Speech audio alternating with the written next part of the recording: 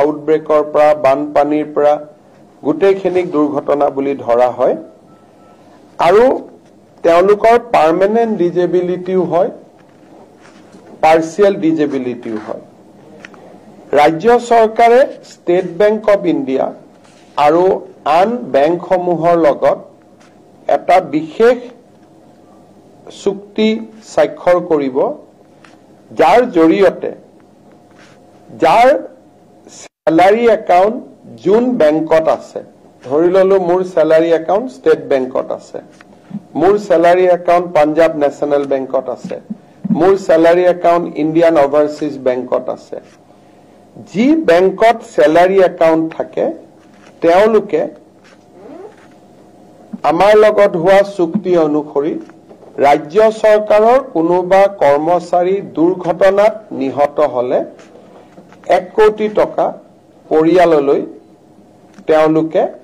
insurance premium হিচাপে আগবঢ়াব যদি পাৰ্মানেন্ট ডিজেবিলিটি হয় টোটাল ডিজেবিলিটি তেতিয়া হলেও 1 কোটি টকা তেওঁলোকক আগবঢ়াব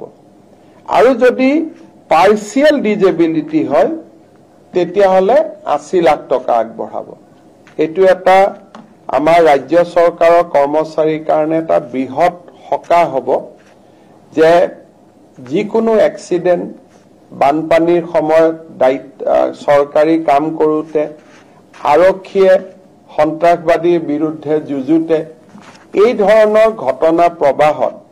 পৰিয়ালটোৱে নিহত হলে 1 কোটি টকা লাভ কৰিব আৰু পাৰ্মানেন্ট ডিজেবিলিটি হলে 1 কোটি টকাই পাব পাৰ্চিয়েল ডিজেবিলিটি হলে 80 লাখ টকা পাব আৰু যদি বেমাৰত মৃত্যুবৰণ কৰে চৰকাৰে দিয়া গোটেই খা সুবিধাবিলাকৰ উপৰিও এই এগ্ৰিমেন্টৰ জৰিয়তে বেংকটোৰ পৰা তেওঁলোকে 10 লাখ টকা অতিৰিক্তকৈ পাব তাৰমানে life insurance coverage additional 10 lakh accident insurance coverage 1 কোটি